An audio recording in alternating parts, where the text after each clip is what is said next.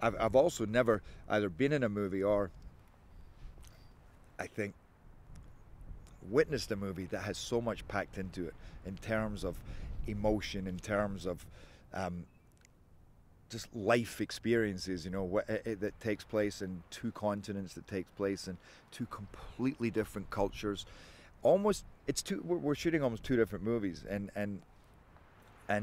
there's that whole duality of Sam as well as Sam in Africa, Sam in America. There's the younger Sam, the out of control Sam, who had no God but himself and his, you know, and his pain and his pleasure, and then the Sam who railed everything in and found this higher purpose first in God, and then in this mission, and it's just, you kind of read it at first when I read it, and like I say, now in knowing Sam, you realize that's only one bit of him, but when I first read it, I went, "Are you kidding me? This is so much. This is too much. This couldn't all have happened."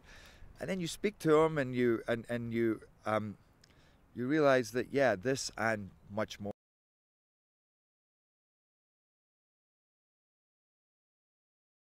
He's a phenomenal director and very efficient, and he doesn't have to prove that to me because he knows I know it.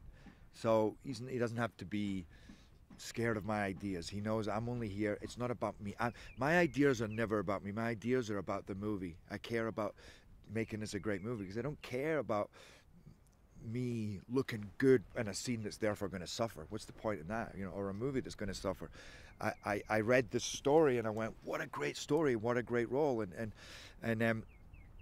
I don't think anybody else, well, nobody else is adept as Mark is at talent. You know, being able to jump into any genre and just give everything a different feel.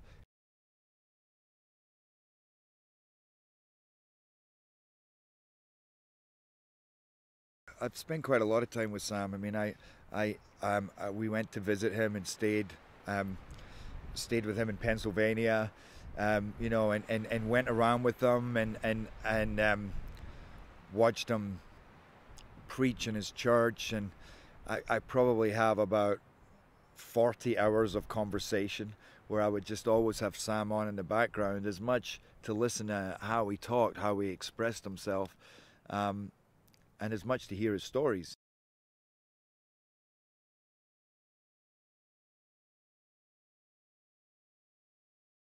Jason Keller has written an astonishing script, taking us through this man's life from, you know, so that we understand what made him the kind of guy who could end up in Africa and say, you know what, I don't like what's going on here, and I'm just going to stand in a place where I know no one and build an orphanage and then start fighting in his army.